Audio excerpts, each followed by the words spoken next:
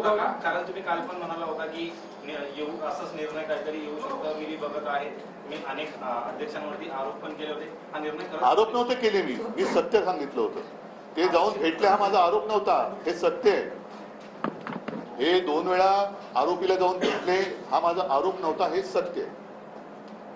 भरत गोगावलेंची आणि एकनाथ शिंदेची, भरत गोगावले हे प्रतोद म्हणून आणि एकनाथ शिंदे गटनेते म्हणूनच मान्यता जी आहे ते अध्यक्षांनी याच्यामध्ये आणि सुप्रीम कोर्टामध्ये हे उलट दिसलं होतं. याकडे कसं पडायचं? भरत गोगावलेंची प्रतोद म्हणूनच नियुक्ती आहे आणि एकनाथ म्हणजेच काय की त्यांनी सर्वोच्च न्यायालयाचा अपमान केलेला आहे.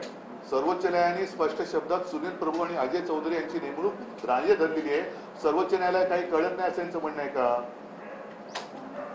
त्याच्यामुळे काय झालेलं आहे की यांनी नसतीबाला स्वतःच्या अंगावरती ओढून घेतलेली आहे. आमचं काही बिघडलेलं नाहीये, जनताच पेटून उठलेली आहे आणि जनता हा अन्याय मान्य करणारच नाही. आम्हाला हा निकाल अमान्य आहे, आम्ही सर्वोच्च न्यायालयात जाणार आहोत. तुम्ही घटनेत बदल केले असंही ते म्हणतात या सगळ्या याच्यामध्ये की नियमबाह्यपणे घटनेत बदल केले असंही ते म्हणतात. म्हणजे काय बदल केले आम्ही ज्या वेळेला घटना जी काही दिली ती घटना निवडणूक आयोगाकडे दिलेली आहे आणि जसं आमच्यामध्ये पक्षाध्यक्ष आहेत, प्रमुख पूर्वी शिवसेना प्रमुख होतं, मी शिवसेना पक्षप्रमुख केलं कारण शिवसेना प्रमुख एकमेव, त्या पद्धतीकडे शिवसेना प्रमुख नाही कोण होऊ शकत आणि ही आमच्या पक्षाची मांडणी आहे.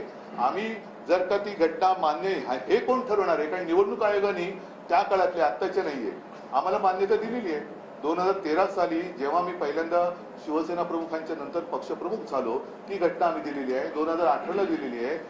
तर हे कोण टिकोजीराव मध्ये बोलणार आहे? जाऊ द्या, भरत गोगावलेला जरा तरी एक दिवसाचं तरी मंत्रीपद लावेल असं त्यांना वाटते, त्याच्यामुळे तो विषय सोडा, ते सोडा. फुकट झाले माप बदल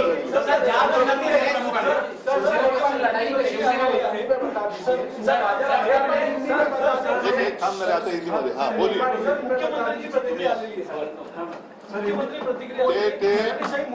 नाही नाही, मुख्यमंत्री हे काय म्हणायचं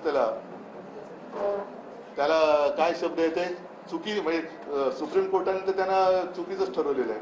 त्याच्यामुळे ते त्यांची प्रतिक्रिया ही पण तशीच आहे, केराच्या टोपलीत टाकण्याची.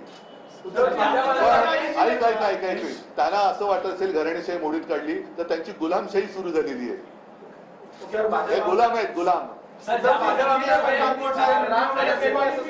जो है वो रिजल्ट डिस्क्वालिफिकेशन का वर्डिक्ट आ चुका है.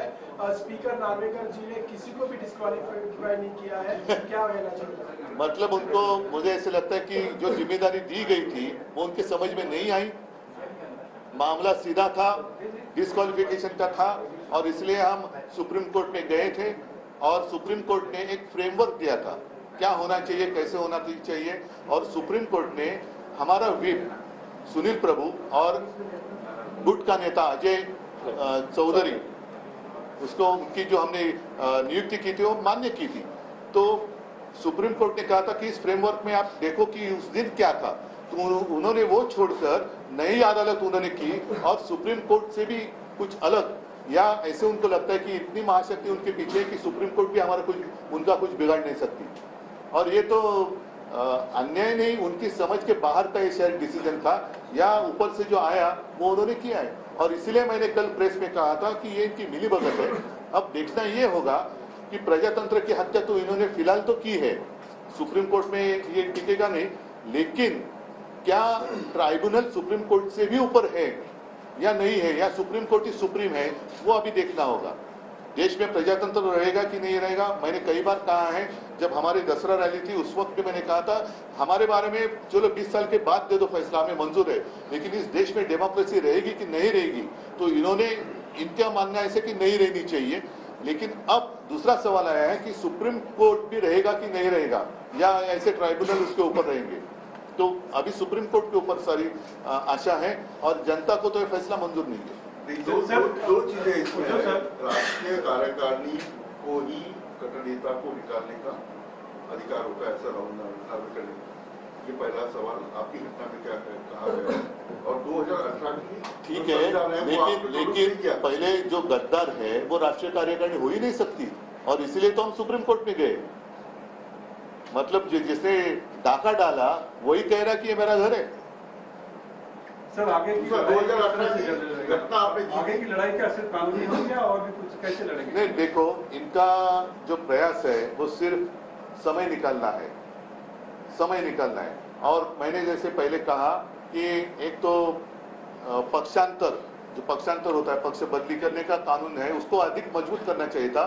इन्होंने तो खुलेआम राजमार्ग बना दिया, क्योंकि इनको खुद को अनुभव है और शायद उनका आगे का रास्ता साफ कर रहे हैं। आगे भी कुछ और पक्ष में जाना चाहते होंगे शायद। तर ज्या पद्धतीने आपण बघतो की सर्वोच्च न्यायालयामध्ये सुनावणीमध्ये जवळपास वर्षभर गेलं, त्याच्यानंतर आता राहुल नार्वेकरांनी अध्यक्ष म्हणून वर्षभर काढलं आणि ते सुद्धा सुप्रीम कोर्टने जर का त्यांना जर मुदत दिली नसती तर त्याने आणखीन जोपर्यंत हे चालू होणार असं वाटतं तुम्हाला?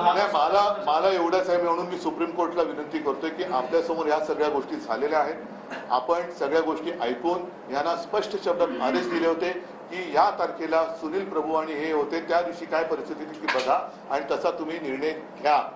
तो न घेता त्यांनी त्याच्या बाहेर जाऊन प्रोसिजर बघितली, घटना ये ते त्या दिवशी व्हीप कोणाचा होता?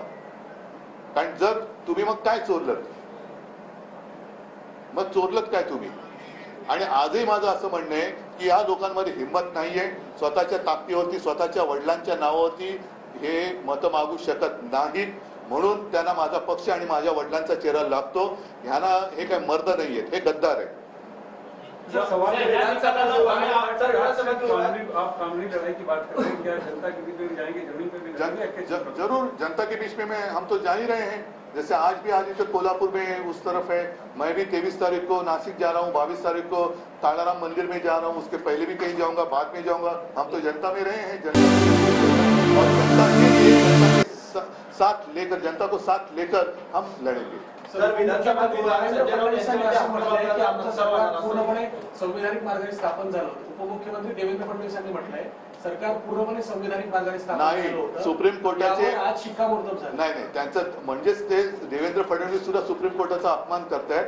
कारण सुप्रीम कोर्टाने त्यावेळेला जे सगळं म्हटलं होतं की राज्यपालांनी केलेल्या कारवाया सगळ्या चुकीच्या होत्या, सगळं काही चूक होतं आणि केवळ एक नाईलाज म्हणून त्यांनी यांना मान्यता दिली होती।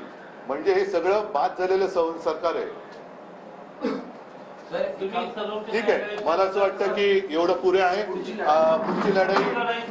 लढाई लढणार आणि आम्हाला खात्री आहे की अजूनही सर्वोच्च न्यायालय हे निपक्षपातीपणाने जनतेला, लोकशाहीला न्याय दिल्याशिवाय राहणार नाही। धन्यवाद, जय हिंद। तर मित्रांनो, जर तुम्हाला आमचा व्हिडिओ आवडला असेल तर आमचं चॅनल सबस्क्राईब करा, लाईक करा, शेअर करा आणि बाजूला असलेला बेल आयकॉनवरती प्रेस करा, जेणेकरून तुम्हाला आमच्या चॅनेल्सच्या सगळ्या अपडेट्स प्राप्त होतील।